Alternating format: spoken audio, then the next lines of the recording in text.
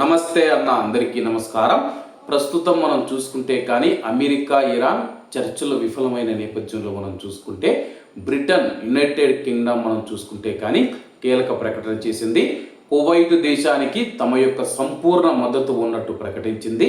అలాగే కువైట్లోని ఆ దేశానికి సంబంధించిన రాయబారి మాట్లాడుతూ ప్రస్తుతం ఈ ప్రాంతంలో ఇటీవల కాల్పుల విరమణ జరిగినప్పటికీ కువైట్ భద్రతకు యునైటెడ్ కింగ్డమ్ తన యొక్క నిబద్ధతను కొనసాగిస్తూ ఉందని చెప్పి కువైట్లోని బ్రిటిష్ రాయబారి కార్యాలయం పునరుద్ఘాటించింది.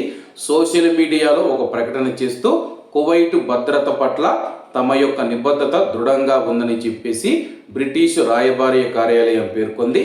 అలాగే ఇరు దేశాల మధ్య కొనసాగుతూ ఉన్న రక్షణ సహకారాన్ని కూడా నొక్కి చెప్పింది.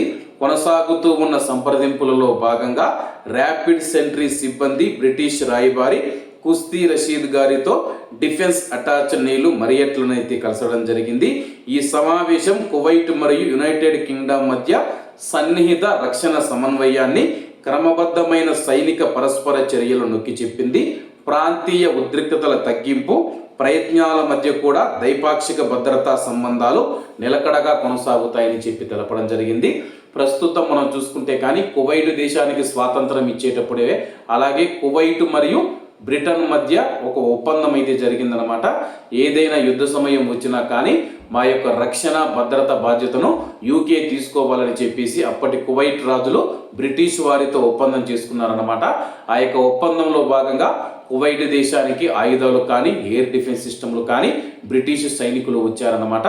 ప్రస్తుతం ఆ యొక్క బాధ్యత, రక్షణ బాధ్యతలు ఏవైతే ఉన్నాయో బ్రిటిష్ దేశం తీసుకుంటుందని చెప్పేసి కువైట్లో ఉన్న బ్రిటిష్ ఎంబసీ కీలక ప్రకటన చేసింది.